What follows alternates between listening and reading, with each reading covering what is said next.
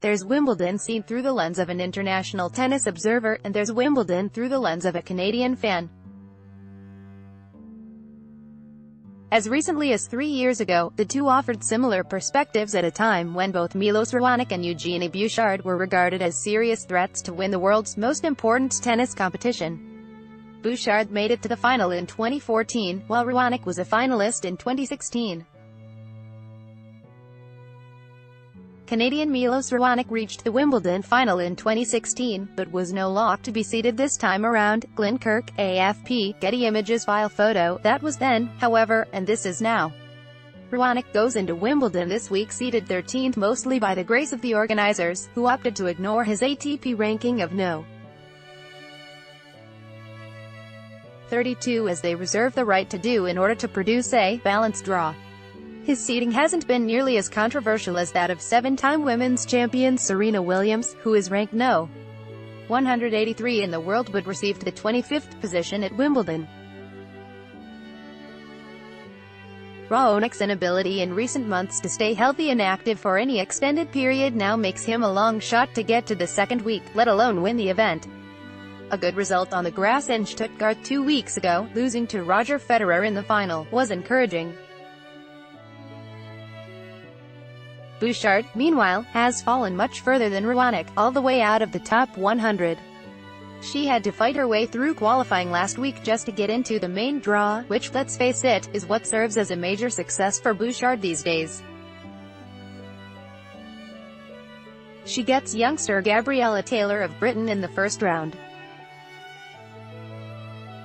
Article continued. Below. So the larger Wimbledon story and the Canadian story don't intersect quite as readily anymore, at least not this year.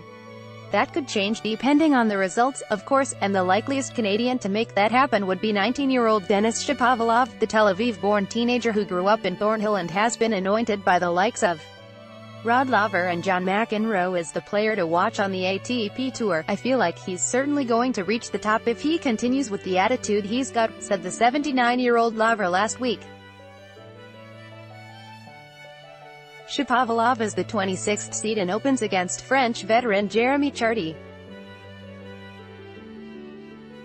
The Canadian is looking for a better Grand Slam result than he was able to produce at either the Australian Open or Roland Garros this season, out in the round of 64 in both, after a nice run to the fourth round of the U.S. Open last year. The heavyweight tennis tournament is looking to create headlines at the same time the World Cup is getting to the most interesting stages. England, sure to be the focus of coverage by the London media as long as it's alive, is among the final 16 teams and plays Colombia on Tuesday. The World Cup final is July 15th, the same day as the Wimbledon men's final, so it's going to be a major challenge for tennis to snatch attention away from soccer over the next 2 weeks, even more so with Andy Murray, the man who ended Britain's Wimbledon title drought in 2013, pulling out of the tournament on Sunday. Here are the 3 storylines most likely to grab attention. Serena's seeding. The women's tour is abuzz over the preferential treatment given to Williams, who wasn't seeded at the French Open in May. Getting the number 25 spot basically means she won't have to face a seeded player in the first 2 rounds. I think it's just not fair, said Dominika Sablikova, ranked no. 32 in the world but bumped out of the seedings by Williams, who gave birth to her first child in September and hasn't played since pulling out of a much-anticipated match with Maria Sharapova at the French Open because of injury. It's unclear what her match fitness is for the All England club.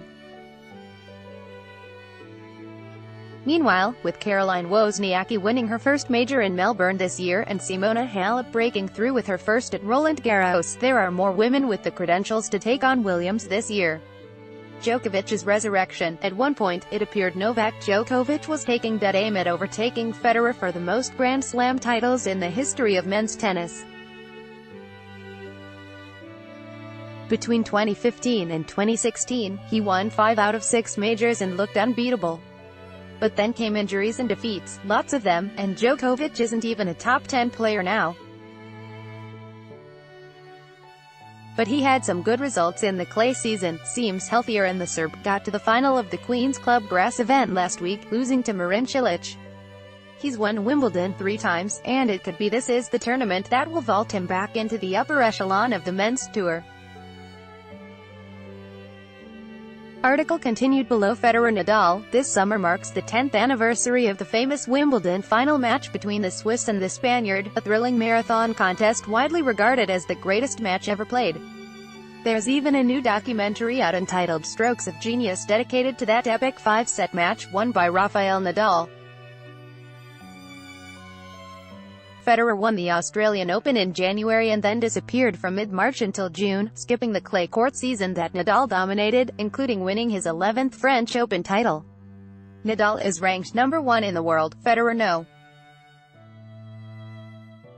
2 all-time. Federer and Nadal have played 38 times, with Nadal winning 23 of those. Federer, however, has won the last 5. Another Federer-Nadal clash for all the marbles, then, is the match that could make Wimbledon 2018 special, and possibly peel a few eyeballs away from the footy in Russia. Damien Cox is a former Star Sports reporter who is a current freelance columnist based in Toronto. Follow him on Twitter, @Damaspin.